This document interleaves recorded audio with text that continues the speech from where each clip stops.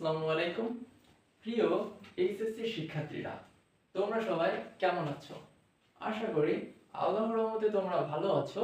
কিন্তু তোমাদের মনের ভেতরে এখনো অনেক ভয় কাজ করতেছে যে তোমাদের ইবিআই সাবজেক্টগুলো অর্থাৎ বাংলা, ইংরেজি এবং আইসিটি এই প্রস্তুতিগুলো এখনো ভালোভাবে সম্পূর্ণ হয়নি। তোমাদের যাদের এখনো এই প্রস্তুতিগুলো ভালোভাবে সম্পূর্ণ হয়নি বা তোমরা যারা যারা এই প্রস্তুতিটা আরো ভালোভাবে গুছিয়ে নিতে চাচ্ছ, তাদের জন্য আমি তোমাদের তালহা ভাইয়া শুরু করেছি EBI by Talha free course. এই ধারাবাহিকতায় প্রথম দিন আমরা ফ্লোচার্ট করেছিলাম এবং আজকে আমরা বাংলা প্রথম পত্রের প্রথম যে গদ্যটা তোমাদের রয়েছে অপরিচিতা, এইটা সম্পর্কে আমরা জানবো। তোমরা জাস্ট আমার এই গল্পটুকু শোনো এবং ভাইয়ার সাথে তোমরা যদি অপরিচিতা গল্পটা ফুলফিল করো মাত্র 10টা মিনিট সময় নিয়ে, তোমাদের আমি কথা দিতে পারি তোমাদের আর কখনো অপরিচিতা গল্পটা বইতে লাইন বাই লাইন হুবহু তোমাদের পড়া লাগবে না। তাহলে চলো আর দেরি না করে শুরু করে দিই। দেখো, অপরিচিতা গল্পটি লেখক হচ্ছে আমাদের রবীন্দ্রনাথ ঠাকুর। এখন রবীন্দ্রনাথ ঠাকুর কত সালে জন্মগ্রহণ করছে এইটা তোমাদের জানা উচিত। রবীন্দ্রনাথ ঠাকুর 1861 খ্রিস্টাব্দে জন্মগ্রহণ করছেন এবং তিনি 1941 সালে মারা গেছেন। এই অপরিচিতা গল্পটা দেখো, প্রথমে আমরা শুরু করব চরিত্র বিশ্লেষণ দিয়ে। কোন কোন চরিত্রে এই অপরিচিতা গল্প আছে দেখো। প্রথম যে চরিত্র অনুপম। অনুপম হলো গল্পের নায়ক। অপরিচিতা গল্পের নায়ক হিসেবে পরিচিত অনুপম। গল্পে অনুপমের বয়স আছে একদম গল্পের প্রথম লাইনে 27 বছর, অর্থাৎ অনুপমের এখানে বয়স হবে 27। এবং এই অনুপমকে পণ্ডিত মশাই শিমুল ফল এবং মাতাল ফলের সাথে তুলনা করে বিদ্রূপ করতেন। এটা অনুপমের অনেক খারাপ লাগতো, কিন্তু যখন সে বড় হইল, বোঝা শিখেছে, তখন তার এটা নিয়ে আনন্দ লাগতো। এবং আর একটা চরিত্র আছে হরিশ। এই হরিশ হচ্ছে অনুপমের বাল্য বন্ধু ছিল। এবং আরেকটা চরিত্র মামা। মামা ছিল অনুপমের মামা, আর এই মামাকে বলা হতো ভাগ্য দেবতার প্রধান এজেন্ট। এবং অনুপমদের ফ্যামিলির বড় কর্তা হলো এই মামা। মামার কথাই তাদের ফ্যামিলির সব ছিল। এই গল্পের নায়িকা ছিল কল্যাণী। কল্যাণীর বয়স ছিল মাত্র 19 বছর এবং এই কল্যাণীর গল্পে রজনীগন্ধার সাথে তুলনা করা হয়েছে। দেখো, এই গল্পের আর একটা গুরুত্বপূর্ণ চরিত্র হচ্ছে শম্ভুনাথ সেন।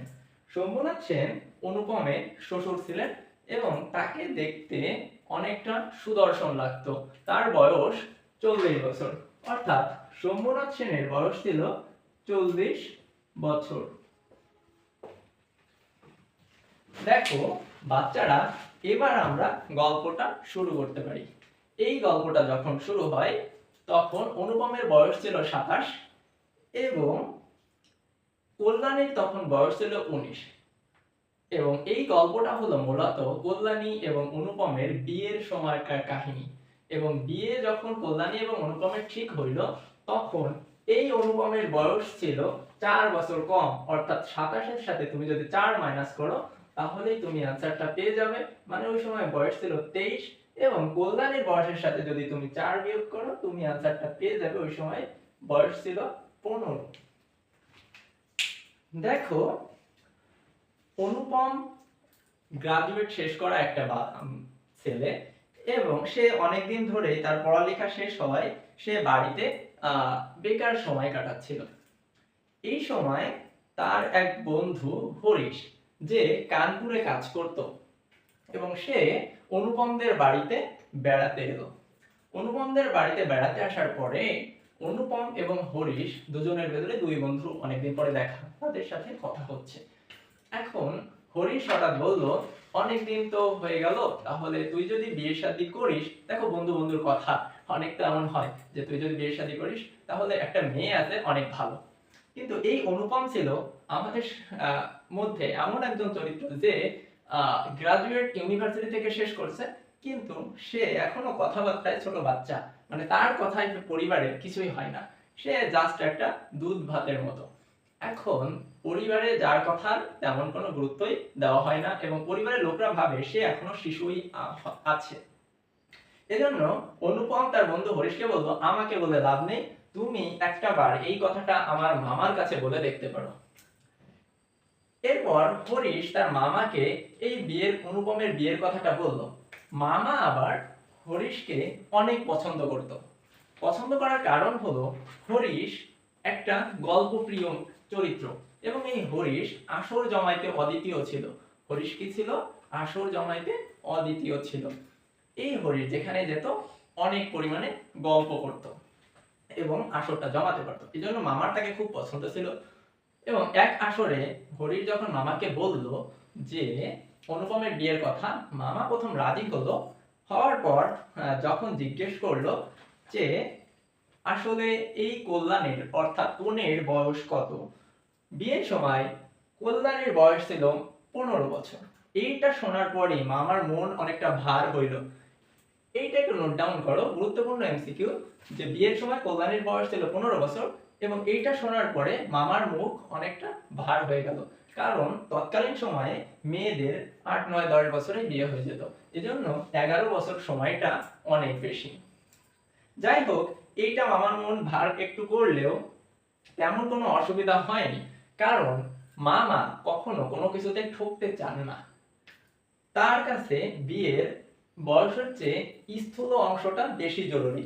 অর্থাৎ স্থূল অংশ বলতে এখানে বোঝানো হয়েছে দেনা পাওনা বা যৌতুকের বিষয়টা। এখানে মামার কথা হচ্ছে মেয়ে হতে হবে এমন যেখানে তাদের যে স্ট্যাটাস অর্থাৎ অনুপমদের যে স্ট্যাটাসটা এই স্ট্যাটাসের চেয়ে নিচু হতে হবে। কিন্তু যদি অনুপমরা সেই কনে পক্ষের কাছে কিছু চায় তাহলে তারা সর্বস্ব বিক্রি করে দিয়েও সেটা দিতে দ্বিধা করবে না এবং তারা সব সময় অনুপমদের কাছে এইভাবে মাথা নত করে থাকবে। এটাই ছিল মামার একমাত্র এবং প্রধান চাওয়া। হরিশ এই কথাগুলোই এগ্রি করলো এবং সে বলল তাহলে এই মেয়েটাকে আপনারা দেখতে যেতে পারেন। এবার অনুপমদের বাড়ির পক্ষ থেকে এই কল্যাণীকে দেখতে যাওয়ার জন্য স্থির করা হলো বিনুদাকে। এখন তোমরা জিজ্ঞেস করতে পারো, ভাইয়া এই বিনুদা আসলে কে? দেখো, বিনুদা ছিল অনুপমের পিস্তুত ভাই। অনুপমের পিস্তুত ভাই এবং এই বিনুদাই কল্যাণীকে আশীর্বাদ করতে গেল। কল্যাণীকে আশীর্বাদ করতে গেল, কিন্তু আশীর্বাদ করার সময় তো কিছু দিয়ে আশীর্বাদ করতে হয়।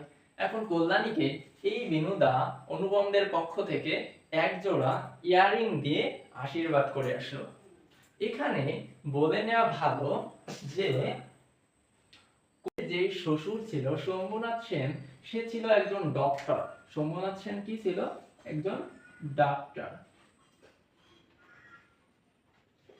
আসলে এই যে কল্যাণীর পরিবার অথবা সোমনাথ সেনরা, এরা আগে প্রচুর বড়লোক ছিল, কিন্তু বর্তমানে তাদের লক্ষ্মীর মঙ্গল ঘর প্রায় শেষের পথে, এজন্য তারা শহর থেকে গ্রামের দিকে এসে বসবাস করা শুরু করেছে। এখন দেখো, বিনুদা যে আশীর্বাদ করে আসলো, এরপর অনুপমের মনের ভেতরে ডুগডুগি বাজা শুরু করলো। সে বারবার প্রতিদিন সন্ধ্যায় বিনুদার বাড়িতে যেয়ে এই কল্যাণীর খবর নিত। কেমন ভাবে? এইভাবে যে বলতো, দাদা মেয়েটা আসলে দেখতে কেমন, তোমার কাছে কেমন লাগছে, মেয়েটা কি ভালো হবে দেখতে, আমার জন্য কেমন, বিভিন্ন কথা বিনুদার কাছে অনুপম শুনতো। তার কারণ ছিল ওই মেয়েটার কোনো পিকচারই অনুপমের কাছে ছিল না, কিন্তু অনুপমের একটা পিকচার কল্যাণীর কাছে ছিল। এখন দেখো, এই বিনুদা একটু অন্যরকম মানুষ ছিল।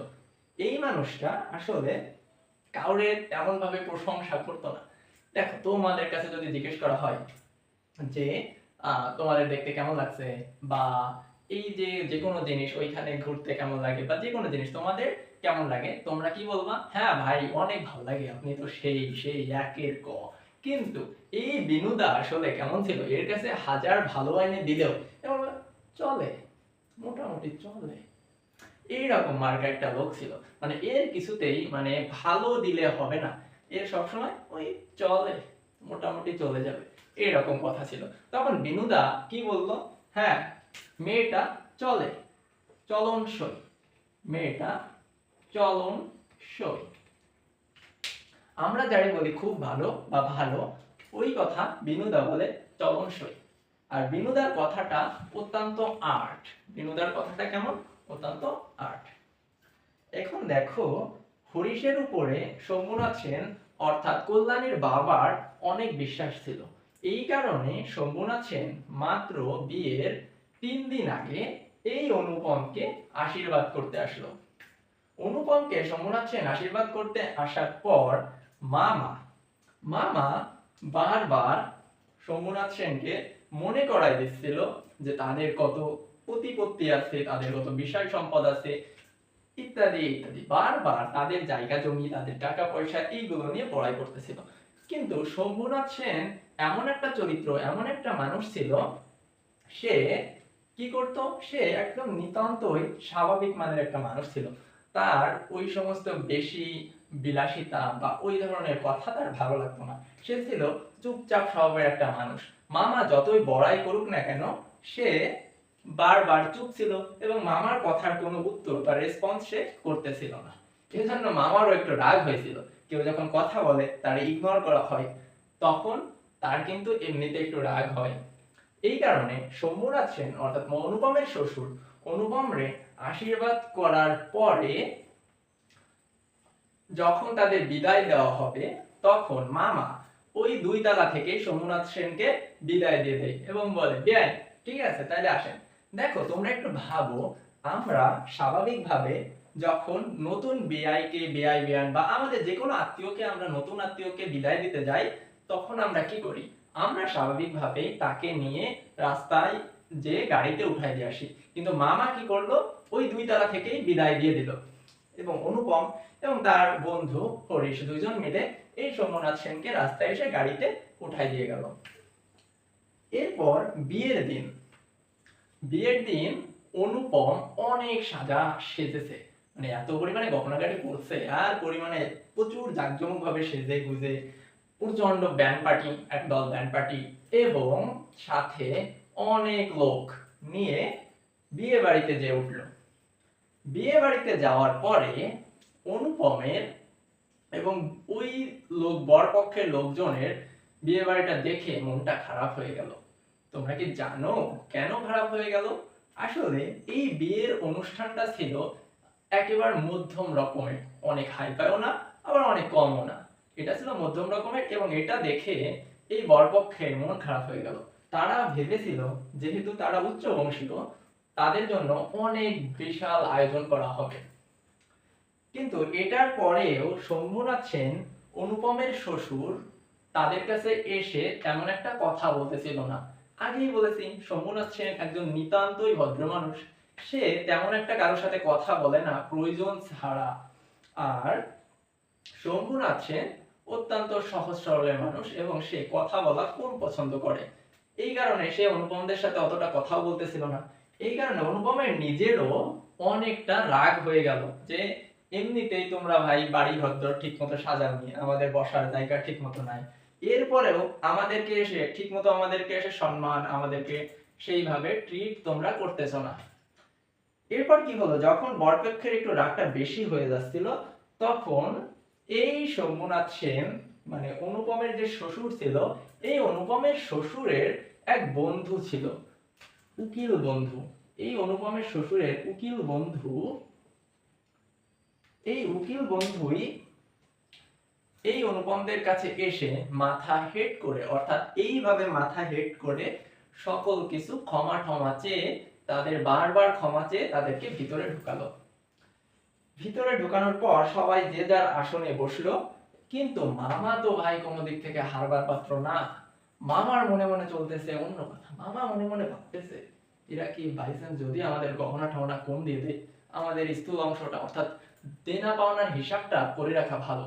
এজন্য মামা চালাকি করে বাড়ি থেকে যখন বিয়ে করতে অনুপমরা গেছে ওই সময় বাসা থেকে শ্যাকরারে সাথে করে নিয়ে গেছে। এখন তোমরা হয়তো অনেকেই বলতে পারবে ভাইয়া শ্যাকরা তো আমরা বুঝি না। শ্যাকরা হচ্ছে যারা সোনার দোকানে কাজ করে অথবা ওই যে স্বর্ণ টর্ণ যারা পালিশ করে বা স্বর্ণ টর্ণ মাপাজোপা করে ওদেরকে বলা হয়। এখন মামা এই শ্যাকরাকে নিয়ে একটা ঘরে একা একা ঢুকলো এবং ওইখানে শম্ভুনাথ সেনকে ডাকলো। শম্ভুনাথ সেনকে ডেকে মামা বললেন, বেয়াই তাহলে আপনারা তো জানি সবকিছু ঠিক আছে, তারপরেও আপনারা যে গহনা কন্যার জন্য দেওয়া ঠিক করেছেন সেটা যদি একবার পরখ করে দেখতে পেতাম তাহলে খুব ভালো হতো। এখন এই কথা শোনার পর শম্ভুনাথ সেনের মনে মনে প্রচন্ড রাগ হয়েছে। সে কি করলো, সে ওখান থেকে যে সভায় যে অনুপম যেখানে বসেছিল অনুপমকে ওখান থেকে বললো, বাবা একটা মিনিট একটু ভিতরে আসতে হচ্ছে। যে অনুপম কি করলো, সভ্য ছেলের মতো তার শ্বশুরের সাথে করে ওই মামার যে ঘরে শ্যাকরাটা নিয়ে বসেছিল ওই ঘরে আসলো। এবং ওই সময়ে শম্ভুনাথ সেন অনুপমের শ্বশুর এই অনুপমকে জিজ্ঞেস করলো, বাবা তোমার মামা তো আমার মেয়ের গহনা পরখ করে দেখতে যাচ্ছে, এখানে তোমার কি মত? এই কথা বলার পরেই অনুপম, আগেই বলেছি একজন শান্ত শিষ্ট দুধ ভাত ছেলে, সে কারোর কথার উপরে কথা বলতে পারে না, সেও এই কথা শোনার পরে একেবারে সুবোধ বালকের মতো এইভাবে হাতটা দিয়ে একদম মাথা নিচু, মানে তার মুখ দিয়ে আর কোনো কথা বের হলো না। এরপর মামা কি বললো, অনুপম কি বলবে? অনুপমের এখানে বলার কিছুই নেই, যা বলার আমি বলবো, আমি এখানে সর্বসর্বা। এটা বলার পরে শম্ভুনাথ বলল, আচ্ছা ঠিক আছে, তোমার কি তাই মত? এখানে অনুপম আবারও চুপ করে থাকলো এবং এই চুপ করে দেখা দেখে শম্ভুনাথ সেন একটা গামছা নিয়ে তার কন্যা কল্যাণীর কাছে যে সমস্ত গহনা খুলে একটা গামছায় করে ওই ঘরে নিয়ে আসলো। এবং শ্যাকরা ওই গহনাগুলো দেখার পরেই বুঝতে পারলো যে এইগুলো আসলে একেবারে খাঁটি সোনা এবং এগুলো এখন পাওয়া যায় না তেমন, অনেক আগের সোনা এবং যতটুকু স্থূল অংশ ধার্য করা হয়েছিল তার থেকে ঢের বেশি আছে, মানে অনেক বেশি দিয়েছে। এরপর সবকিছু পরখ করে দেখার পরে শম্ভুনাথ সেন ওইখানকার সব গহনার মধ্যে এক জোড়া ইয়ারিং নিয়ে শ্যাকরার কাছে দিল এবং বলল, ভাই এইটা একটু পরখ করে দেখতে হচ্ছে, তোমাদের কি মনে আছে এটা কোন ইয়ারিং? যে ইয়ারিংটা দিয়ে বিনুদা এই অনুপমরা আশীর্বাদ করতে দিয়েছিল, ওই ইয়ারিংটাই হলো সেই ইয়ারিং। এবং এই ইয়ারিংটা শ্যাকরা দেখার সাথে সাথেই বলে উঠলো, ইহার দেখিব কি, ইহা হলো বিলাতি মাল, ইহার দেখিব কি, ইহা হলো বিলাতি মাল, এখানে স্বর্ণের পরিমাণ খুব কমই আছে। এটা বলার সাথে সাথে মামার চেহারাটা লজ্জায় এবং লাল হয়ে গেল। তো মামা একটু লজ্জা পেল, লজ্জা পেয়ে তার মুখ লাল হয়ে গেল এবং এর পরপরই শম্ভুনাথ সেন বললেন, আচ্ছা ঠিক আছে, তাহলে এইবার আপনাদের চলেন সবাই খাবার ব্যবস্থা করে দিই। এটা বলার পর মামা বললেন, আচ্ছা ঠিক আছে, আপনাদের যেমন মত।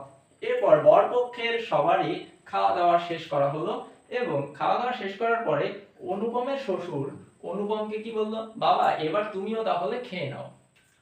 এবার মামা বলে উঠলো, মানে কি ও খাবে মানে? তাহলে বিয়ে বিয়ে হবে কখন?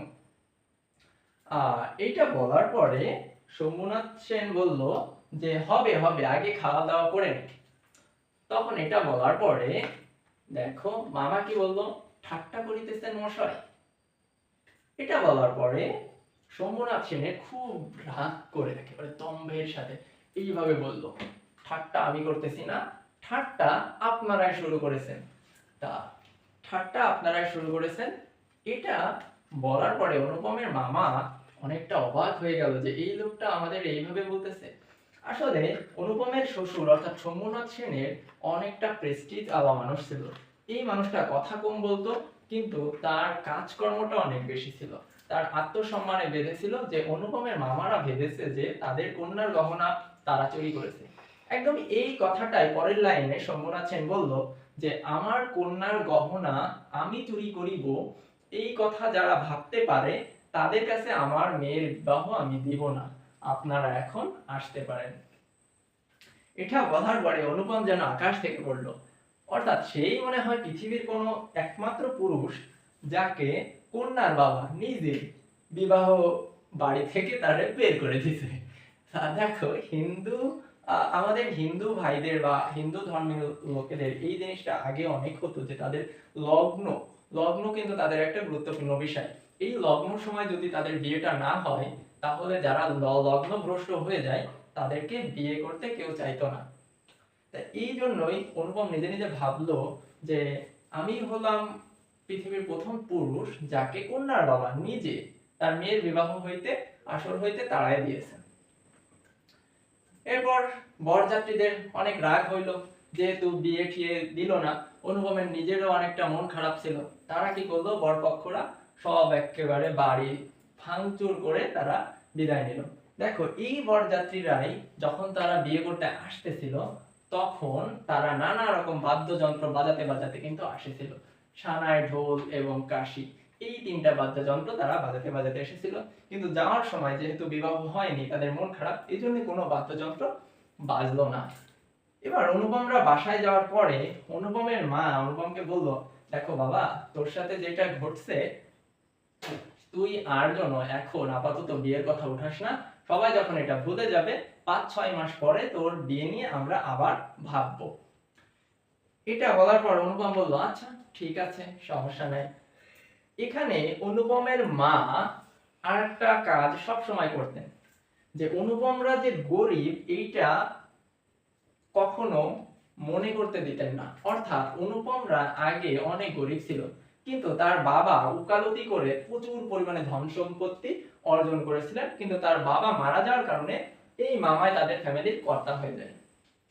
এরপর কিছুদিন যায়, এভাবে যেতে যেতে কয়েক মাস পরে অনুপম এবং তার মা তীর্থযাত্রা করতে বের হয়। তীর্থযাত্রা করতে বের হলে অনুপম প্রথম ভেবেছিল যে তারা ট্রেনে ফার্স্ট ক্লাসের টিকিট কাটবে, কিন্তু স্টেশনে যাওয়ার পরে ট্রেনটিতে দেখলো ফার্স্ট ক্লাসের সব সিট বুক হয়ে গেছে। এজন্য তারা ভাবলো ফার্স্ট ক্লাসের আশা ত্যাগ করে তাদেরকে সেকেন্ড ক্লাসে ঢুকতে হবে। সেকেন্ড ক্লাসের সামনে তারা যখন গেল, তখন তারা যেয়ে দেখলো এটাও প্রায় ফুল। অনুপম যখন জায়গা খুঁজতেছিল বাইরে থেকে, তখন ট্রেনের ভিতর থেকে একটা সুমিষ্ট মধুর কণ্ঠ ভেসে আসলো, আপনারা এখানে আসুন না, ট্রেনে জায়গা আছে। এই যে এই কথাটা অনুপমের কানে বারবার বাজতেছিল। তোমরা তো একবার না একবার স্টার জলসা বা জি বাংলা সিনেমা একটু না একটু হইলেও তোমরা দেখছো সবাই। তা দেখো, ওইখানে যখন কোনো নাটক করা হয়, একটা কথা বারবার বারবার বাজায় যে এরকম, ওই রকম ভাবে ওই যে ওই মেয়েটার কথা, ট্রেনের অপরিচিত মেয়েটার কথা, যে আপনারা এখানে আসুন না, এখানে জায়গা আছে, এই কথাটা অনুপমের কানে বারবার বাজতেছিল। এবং ওই মেয়েটা বাইরে এসে অনুপমদের ব্যাগ ট্যাগ এগুলো ট্রেনে উঠাই নিল এবং অনুপমও তাড়াতাড়ি গাড়িতে উঠে গেল। সেই সময় অনুপমের হাতে একটা ক্যামেরা ছিল, যেই ক্যামেরাটা অনুপম স্টেশনেই ফেলে রেখে চলে আসলো, কিন্তু অনুপমের কোনো গ্রাহ্যই সেদিকে হলো না। তোমরা ভাবো, ওই টাইমে ক্যামেরার কিন্তু প্রচুর দাম ছিল, কিন্তু অনুপমের ওইটার কথা মনেই ছিল না। তার কারণ অনুপমের কানে বারবার বাজতেছিল, আপনারা এখানে আসুন না, জায়গা আছে, এই কথাটা। অনুপমের বারবার মনে হচ্ছিল যেন তার সাথে একটু কথা বলতে পারতাম, কিন্তু আবার সুবোধ বালকের মতো যাতে কেউ খারাপ না বলে, এজন্য সেই ভয়ে আবার লজ্জায় যেতে পারতেছিল না। এরপর এই কল্যাণী তার ছোট ছোট 3-4টা বাচ্চার সাথে এই ট্রেনে করে ভ্রমণ করতেছিল, এবং ট্রেনে যখন হকাররা যায়, ওদের কাছ থেকে চানামুট কিনে খাইতেছিল। চানামুট হলো ভাজা, বিভিন্ন ধরনের ভাজা একসাথে মাখায় ওইটা খাওয়া। এটা দেখে অনুপমের বারবার ইচ্ছা করতেছিল ওদের কাছ থেকে যে কি একটু চেয়ে খাবো। তখন আবার অনুপমের মনে হলো যে যদি চেয়ে খেতে যায়, তাহলে আবার ওরা হয়তো খারাপ ভাব মনে করতে পারে। এই কারণে অনুপমের আবার যাওয়া হলো না। পরের স্টেশনে ট্রেন যাওয়ার পরেই বাঁধলো এক বিপত্তি। এখানে একজন মাস্টার এসে বলল, এই দুইটা সিট, অর্থাৎ অনুপম এবং অনুপমের মা যে দুইটা সিটে বসেছিল, ওই দুইটা সিট দেখিয়ে বলল, এখান থেকে আপনারা উঠুন, এখানকার টিকিট দুইটা ইংরেজ সাহেবরা আগে থেকে বুক করে রেখেছে। এরপর অনুপম তেমন কথা বলতে তাদের সাথে না পারলেও কল্যাণী এসে তাদের সাথে ফাটাই ফেলে দিচ্ছে যে না, এই সিট আপনাদের না, এটা আমাদের, আগে থেকে আমরা বুক করছি, আপনারা কেন আসবেন, এই যে আমাদের টিকিট আছে, এই ইত্যাদি ইত্যাদি এই ধরনের বিভিন্ন কথা বললো। এবং এরপর কি করলো, এই যখন কোনো কথায় কাজ হচ্ছিল না তখন এই কল্যাণী ওইখানকার ইংরেজ স্টেশন মাস্টারের সাথে কথা বললেন যে এই সিট আমাদের আগে থেকেই বুক করা, এটাই আমাদের টিকিট এবং এখান থেকে আমরা উঠবো না। এটার পরে ইংরেজ স্টেশন মাস্টার বুঝতে পারলেন যে এই সিটটা আসলেই অনুপমদের ছিল। এর কারণে ইংরেজ স্টেশন মাস্টার আরেকটা বগি লাগায় সেইখানকার ইংরেজ সাহেবদের বসতে দিল এবং অনুপমরা ওইখানেই বসলো। কিছু দূর যাওয়ার পরে স্টেশন যখন পরের স্টেশনে থামবে তার আগেই এই অনুপমের মায়েরও খুব জানতে ইচ্ছা করতেছিল মেয়েটা আসলে কে, তার সাথে কথা বলার। অনুপমের মাও একটু চুপচাপ স্বভাবের, হঠাৎ করেই কারোর সাথে পরিচিত হতে পারে না। এই কারণে অনুপমের মা কল্যাণীর সাথেও তেমন একটা কথা বলতে পারতেছিল না লজ্জায়। কিন্তু পরের স্টেশনে যখন ট্রেন থামলো, কল্যাণীরা যখন নেমে যাচ্ছে তখন সকল ভয়, ঘৃণা, লজ্জা এগুলো ফেলে রেখে অনুপমের মা কল্যাণীকে জিজ্ঞেস করেই বসলো, মা তোমার নাম কি, তোমার বাবা কি করেন? কল্যাণী তখন বলে উঠলেন যে আমি আমি হলাম কল্যাণী এবং আমার বাবা শম্ভুনাথ সেন, তিনি একজন ডক্টর। এই কথা শোনার পরেই অনুপমের মনের ভেতরে একদম আগুন জ্বলে উঠলো, কি এই সেই আমার কল্যাণী যাকে আমি বিয়ে করতে গেছিলাম, এই ধরনের কথা তার মনের ভেতরে বেজে উঠলো। এবং সে কি করলো, সে তার মাকে নিয়ে তীর্থযাত্রা বন্ধ করে ওখান থেকে বাড়ি ফিরে আসলো এবং সোজা অনুপম ওইখান থেকে বাড়ি সবার সাথে ঝামেলা বাঁধায় ওইখানে মারে রেখে বাড়ি থেকে সরাসরি কল্যাণীর বাবার বাসায় চলে গেল এবং কল্যাণীর বাবা শম্ভুনাথ সেনের যায় একেবারে হাতে পায়ে জড়ায় ধরে বলল, বাবা দেখেন আমি ভুল করে ফেলেছি, কিন্তু এখন আমি আমার ভুলটা শুধরাতে চাচ্ছি, তা আপনি আপনার মেয়েকে আমার কাছে বিবাহ দিতে পারেন। এটা বলার পর অনেক আকুতি মিনতি বলার পরে কল্যাণী বাবা শম্ভুনাথ সেন তার মনটা একটু গল। এখানে কল্যাণীর বাবা অর্থাৎ শম্ভুনাথ সেন অনুপমকে বললেন, আমার মেয়ে যদি রাজি থাকে তোমাদের বিয়ে আমি দিব। এটা শোনার পরে অনুপম ভাবলে এটা তো কোনো ব্যাপারই না, ঠিকই আছে, ও হয়তো আমারে ঠিকই মনে রাখছে। দেখো এইখানকার তো এই অবস্থায় তোমাদের একটু মনে করাই দিই যে যখন এই অনুপম বাসায় ছিল তখন এই কল্যাণী লোকমুখে শুনেছিল এই কল্যাণীর অনেকগুলো সম্বন্ধ আসছে, বাট এই কল্যাণী সবগুলো রিজেক্ট করে দিছে। তখনই এই অনুপমের মনের ভেতরে ফুল ফুটলো। অনুপম ভাবতে থাকলো হয়তো অনুপমের জন্যই সে বিয়েগুলো রিজেক্ট করেছে। যেহেতু অনুপমের একটা পিকচার কল্যাণীর কাছে ছিল, সেহেতু অনুপম ভাবলো যে এই ছবিটা হয়তো সে লুকায় লুকায় দেখে এবং কেউ আসলে সেটা আঁচলের তলে লুকায় রাখে। আবার যখন সবাই চলে যায় আঁচল থেকে খুব যত্নে বের করে রেখে ওই ছবিটার দিকে তাকায় থাকে। এইটা মনে মনে ভাবতো, আর এইটা ভাবতে ভাবতে সে কি করলো, ওই কল্যাণীর কাছে চলে গেল, কল্যাণী যেখানে থাকতো আর কি। ওখানে যাওয়ার পর কল্যাণীর সাথে দেখা করে কল্যাণীরে অনুপম বলল, দেখো আমি আগে একটা ভুল করে ফেলেছি, কিন্তু এখন আমি এটা শুধরাতে চাচ্ছি। আমি তোমার বাবার কাছেও গেছিলাম এবং তার কাছে আমি ক্ষমা চাইছি এবং সে আমাদের বিয়েতে রাজি হয়েছে। এবার কল্যাণী বলল, দেখো আমার বাবা রাজি হলে তো হবে না, আসলে আমি এই বিয়েতে এখন আর রাজি না, কারণ আমার মাতৃ আজ্ঞা আছে। এটা শোনার পরেই অনুপম বলে উঠলো, কি এখানেও মাতুল আছে, মানে হচ্ছে মামার আছে?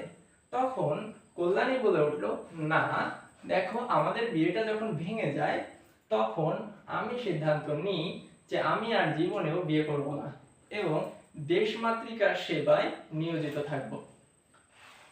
আমি এখন এইখানে একটা আশ্রম আছে, এই আশ্রমে ছোট্ট ছোট্ট ছেলে মেয়েদের পড়াই এবং এইভাবে পড়াতে পড়াতে আমার জীবনটা পার করে দিব, আমি আর বিয়ে শাদী করব না। এটার পরেও অনুপমের একটু মন খারাপ হইলেও তেমন একটা হয়নি। অনুপমও কি করলো, বাড়ি থেকে সব গোছগাছ করে এসে ওই কল্যাণী যে এলাকায় থাকতে শুরু করলো ওই এলাকায় যেয়ে অনুপম একটা বাসা বাড়ি ভাড়া নিয়ে সেখানে থাকতে শুরু করলো। এবং কল্যাণীর যখনই কোনো কিছু দরকার হতো অনুপম তখনই সেই জিনিসটা তারে যে দিয়ে দিত। এবং এভাবেই অনুপম ভাবতো এই তো অপরিচিতার মনে একটু হইলেও জায়গা পাইয়াছি।